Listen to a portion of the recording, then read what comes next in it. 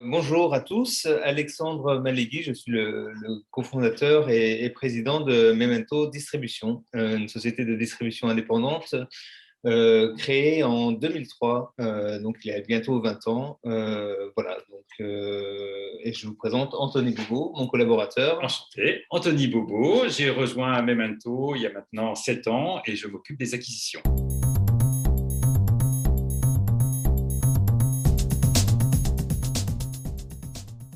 Avant mon aventure Memento, je travaillais pour une société pan-européenne, production et distribution. Et je me suis occupé pendant 3 ans, donc j'ai travaillé pendant 5 ans pour cette société. Et pendant les 3 dernières années, je me suis occupé en fait de relancer l'activité de distribution. Donc voilà, le président de Pan Européenne m'a fait confiance pour s'occuper de la distribution et j'ai sorti un film qui me tenait tout particulièrement à cœur, le film italien Respiro, que j'avais découvert au Festival de Cannes et que j'avais acheté là-bas. Et voilà, donc je l'ai sorti en janvier 2003. Et le film qui avait fait un flop énorme en Italie a été un énorme succès en France avec plus de 600 000 entrées. Et le réalisateur, Emmanuel Crialese, m'a proposé, suite à cette aventure vraiment extraordinaire qu'on a vécue ensemble, de partir produire son prochain film, en fait. Et donc voilà, j'ai décidé de quitter la Pan-Européenne et de me lancer dans une aventure de production avec Emmanuel Crialese. Et c'était un film qu'il était en train d'écrire. On était au premier pas du film et voilà, donc ça s'annonçait assez long, une écriture, enfin, un an d'écriture et après un an de production. Et donc je me suis dit, en attendant que le film entre en production, j'allais développer en parallèle une activité de distribution avec ma propre société. Et donc j'ai créé Memento Production pour la production et Memento Distribution pour la distribution. Et donc voilà, c'est comme ça que j'ai commencé ma propre aventure de distribution.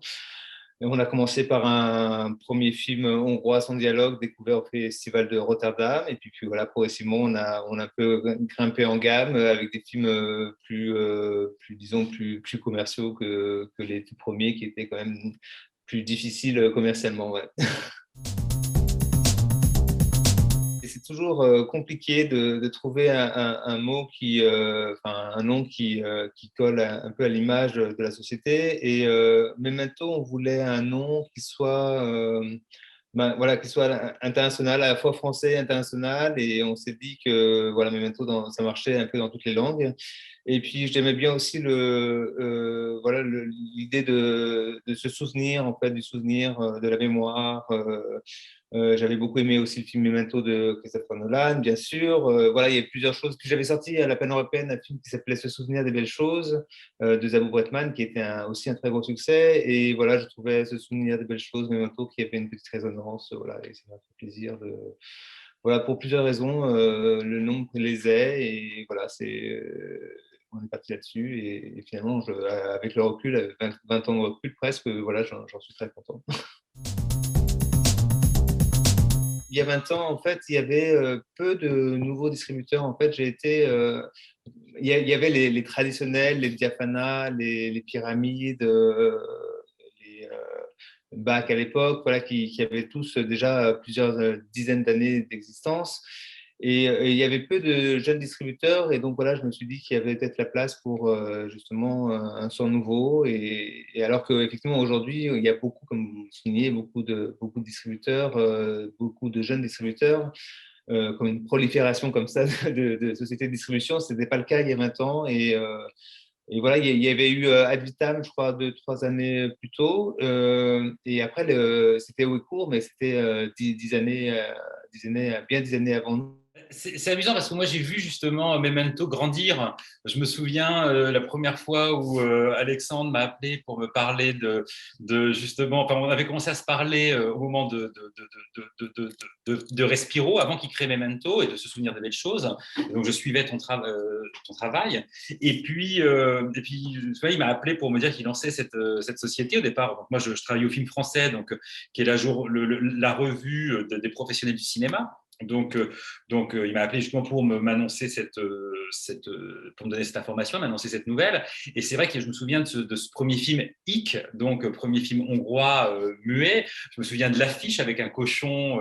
Et je trouve que voilà, il y avait avec ce choix, avec ce film en même temps, il y avait aussi déjà une identité qui se créait, puisqu'on était sur un film extrêmement particulier, d'une cinématographie entre guillemets peu diffusée. Il y a peu de films hongrois que l'on voyait en France.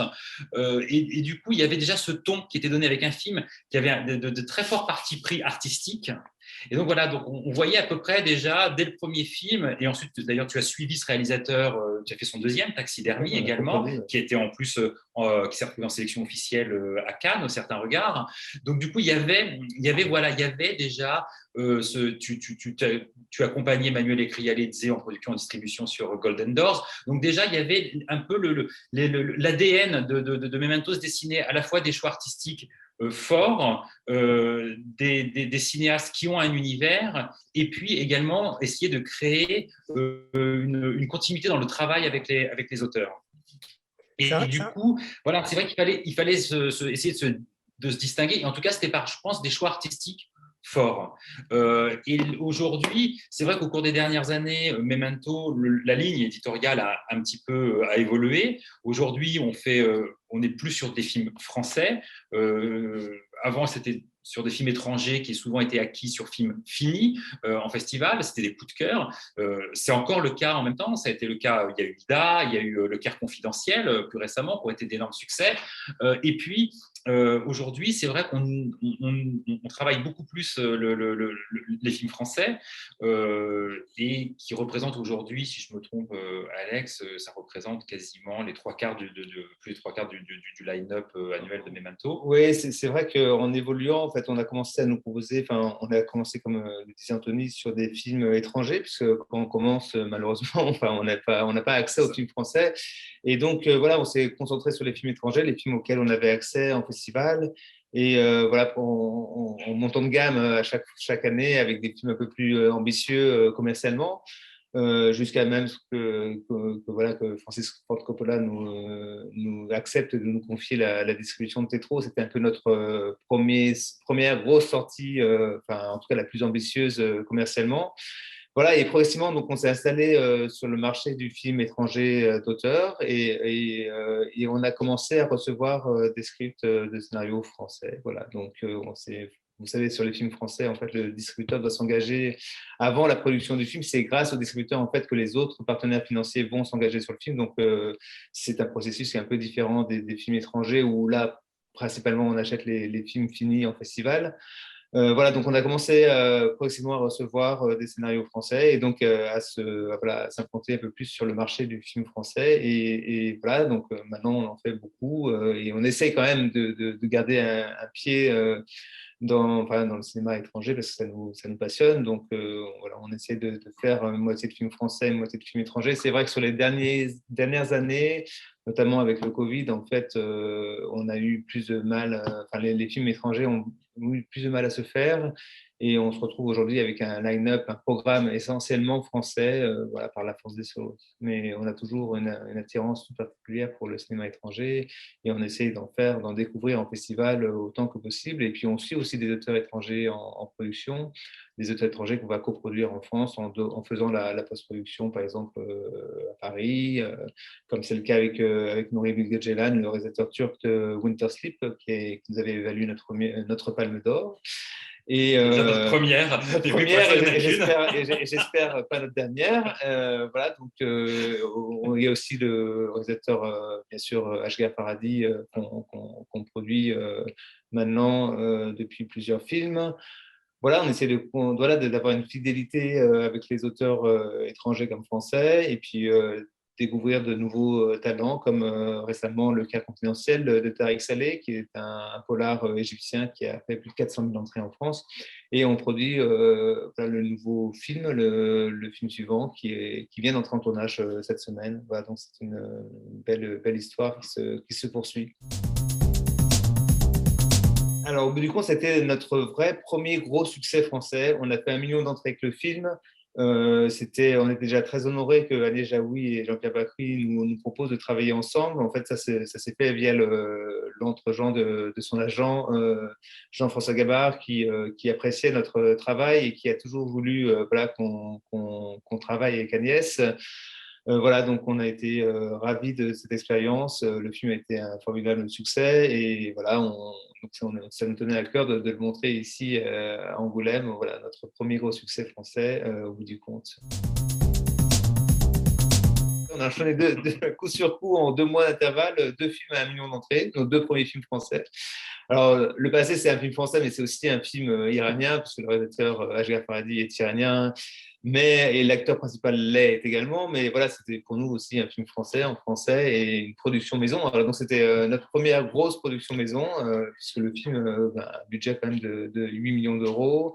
Avec des stars comme Bérénice Bejo, Tahar Rahim. Voilà, donc c'était notre deuxième plus gros succès, enfin, deuxième gros succès en salle et voilà, et notre première production maison à atteindre ce niveau d'entrée. Et c'est important parce que Le Passé, même si Asghar n'est pas un cinéaste francophone, mais iranien, comme tu disais, c'est aussi important parce que ça illustre vraiment, pour le coup, cette politique des auteurs, cette collaboration qu'on essaie de créer avec les auteurs.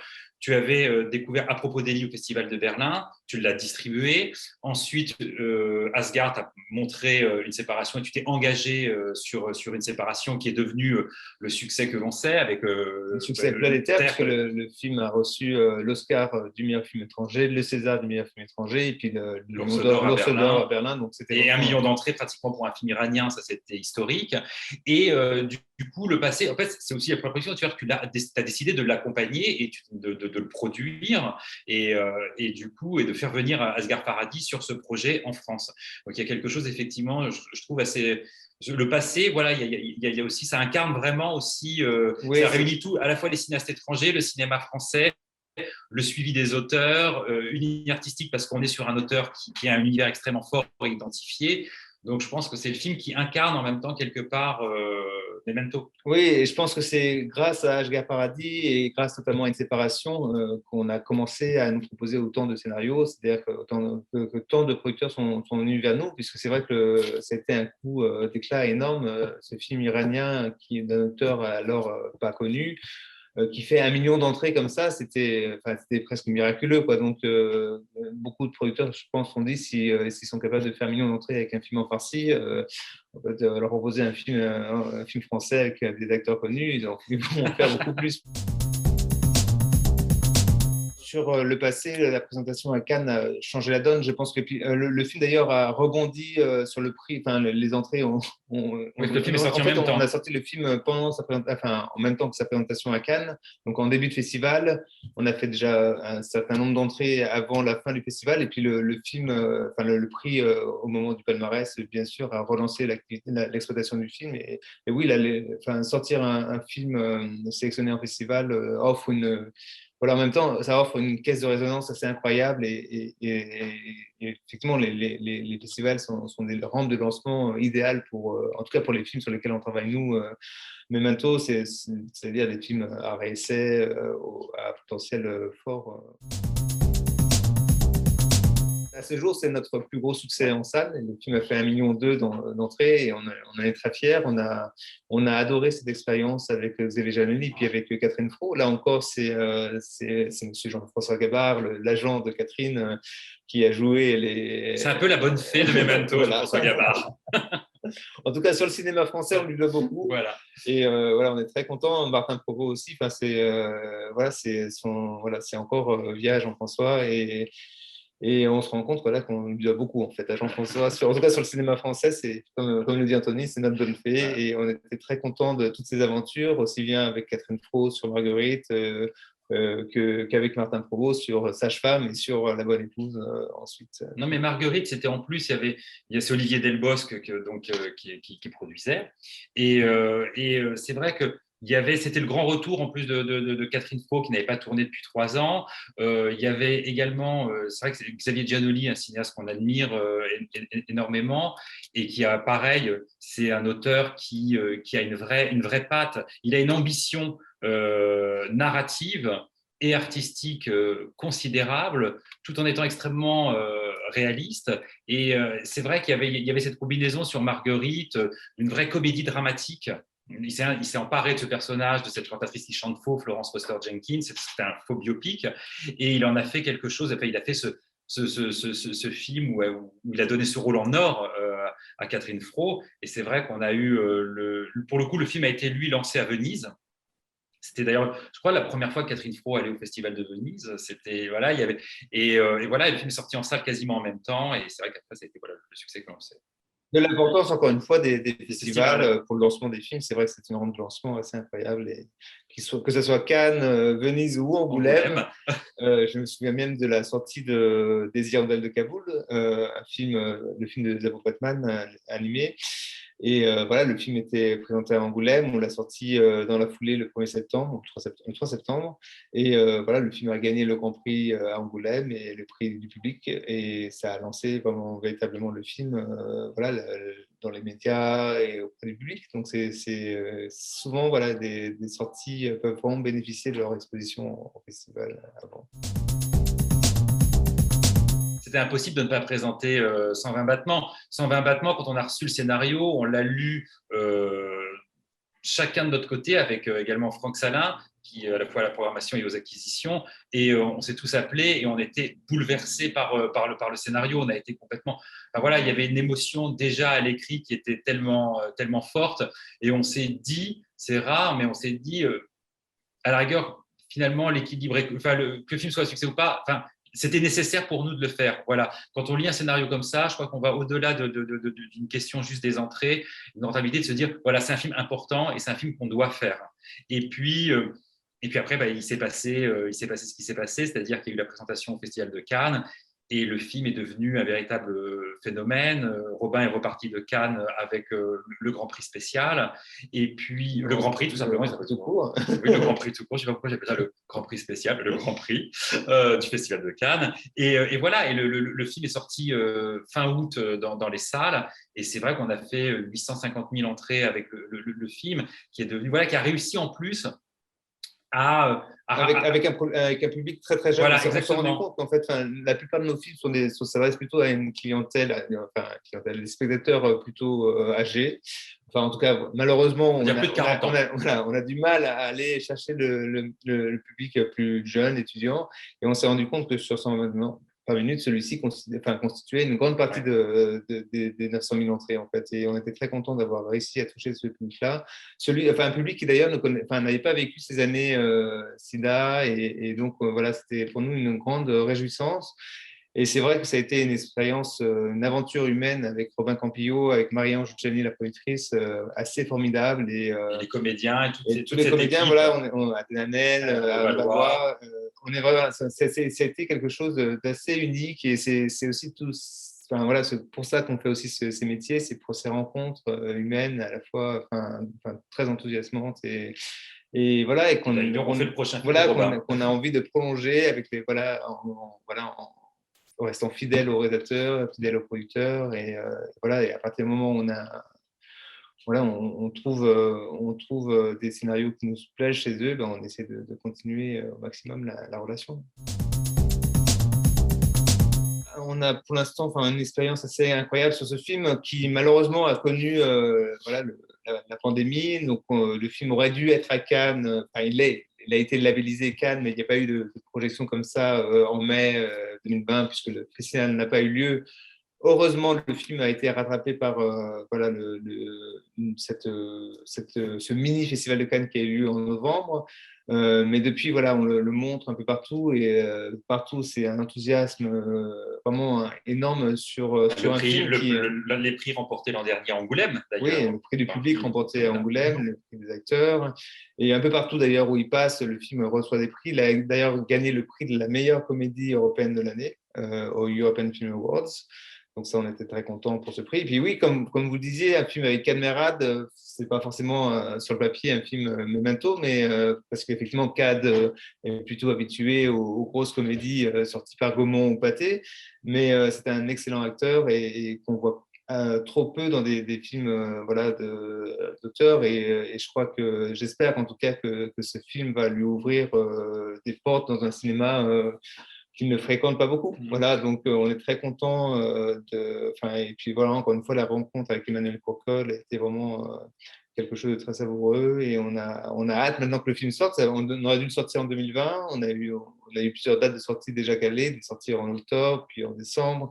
Et maintenant, il est daté, j'espère, définitivement au 1er septembre, donc quelques jours après Angoulême. Et donc, on a demandé à Dominique si c'était possible de le représenter au festival après son auréolé de son prix du public de l'année dernière. Et voilà, ça me semblait une super opportunité, comme ça, quelques jours avant la sortie, de le remontrer ici à Angoulême.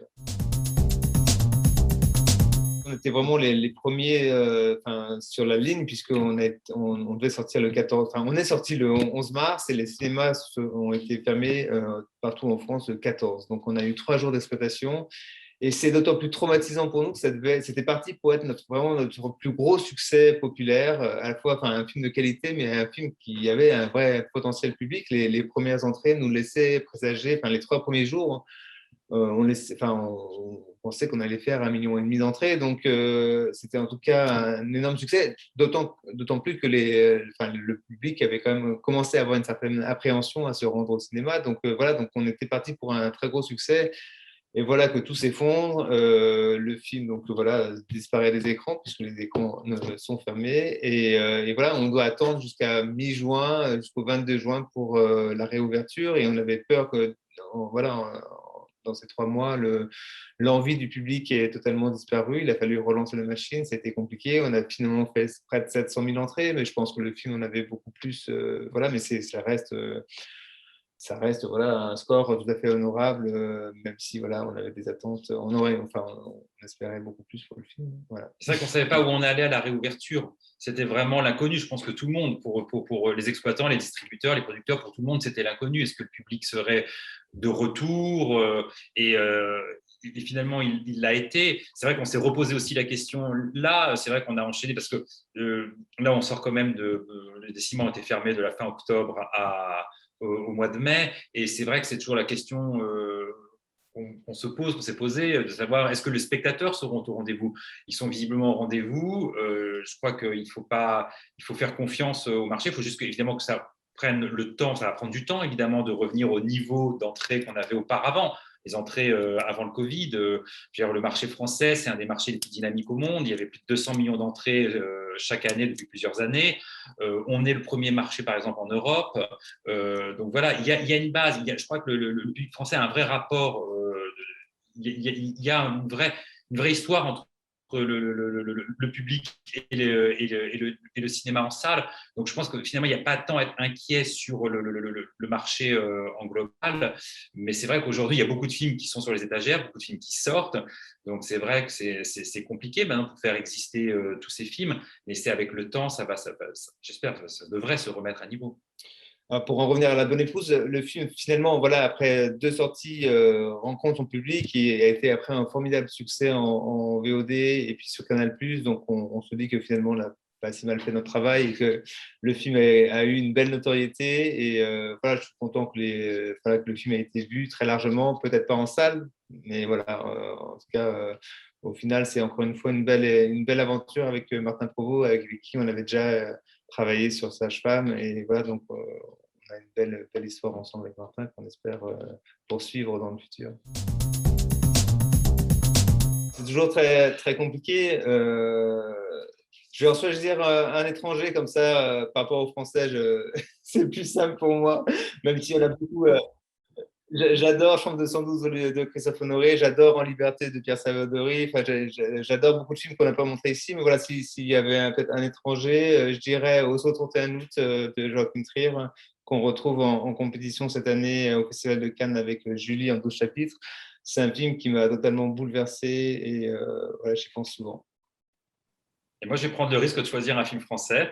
Et, et oui, j'assume totalement. Et je vais prendre un film qu'on présente à Angoulême. Pour moi, c'est 120 battements par minute de Robin Campillo. Voilà, parce que pour ce qu'il est, un très grand film, pour ce qu'il représente, pour ce qu'il a incarné, pour ce qu'il dit, et puis d'un point de vue personnel, pour l'aventure humaine et la rencontre de toutes ces personnes formidables. Voilà. On avait dit qu'on ne prenait pas de film français. Non, tu as dit que je prenais un film français. J'ai dit que j'assumais de prendre un film français. Voilà, moi, j'assume pas si j'en ai vraiment tellement de. Enfin, il y en a que j'aime beaucoup dans tout ce qu'on a fait. Donc, c'est toujours très compliqué d'en choisir. Moi aussi, mais s'il faut en choisir un, ça sera 120 battements. Je trouve que c'est une initiative de Dominique Besnéard absolument incroyable. Enfin, il manquait en France un festival comme ça, pour nous distributeurs en tout cas, pour lancer nos films français, francophones, avant la rentrée. Il y a Cannes, bien sûr, mais Cannes, la place du film français à Cannes est limitée. Il y a 3 films français en compétition, 3 à un certain regard, quelques-uns à la quinzaine. C'est pas assez pour une production aussi riche que la production française. Donc, c'est vraiment une très, très bonne idée. Et puis d'ailleurs, enfin, voilà, tout le monde le dit, quoi. Dominique Besnéard a eu vraiment comme ça une initiative formidable et le timing aussi parfait puisque c'est juste avant la rentrée. Pour nous, ça nous permet de nous roder, de lancer nos films comme ça, d'un peu calibrer nos sorties en fonction de l'accueil qui est réservé aux films au niveau du public, au niveau de la presse à Angoulême. C'est formidable. C'est vraiment on est très content voilà, de cette initiative et c'est pour ça que chaque année, on essaye d'y placer nos films parce que c'est vrai que c'est pour nous une rampe de lancement formidable. Il y a une initiative absolument formidable de Dominique Besnéard et d'aller d'abord effectivement d'accompagner des films français et francophones et puis d'avoir aussi un festival qui n'est pas un festival de l'entre-soi de la profession, qui est un festival ouvert sur le public, où il amène les films et où les films et leurs auteurs peuvent dialoguer avec le public. Et ça, c'est important aussi. C'est quelque chose d'extrêmement important qu'on a peut-être tendance à oublier dans certains festivals. C'est que le public, ces films sont faits. Enfin, je veux dire que les auteurs font les films. Nous, on fait aussi notre travail, pour amener au public les films. Et donc, du coup, je trouve que le Festival d'Angoulême, il revient aux fondamentaux de nos métiers et de ce pourquoi tous les gens qui travaillent sur un film font les films. Ils le font pour le public. Et je trouve ça formidable qu'on ait un festival qui soit autant ouvert sur le public. Et puis, comme disait Alexandre, c'est une formidable vitrine pour les films français. Et on voit au fil des années, c'est-à-dire qu'Angoulême est devenu, en quelques années, un festival incontournable. Juste incontournable. De nombreux films ont été lancés, sont devenus de vrais succès parce qu'ils ont connu leur premier, le bouche à oreille, le buzz. Il est né dans les salles d'Angoulême avec le public d'Angoulême.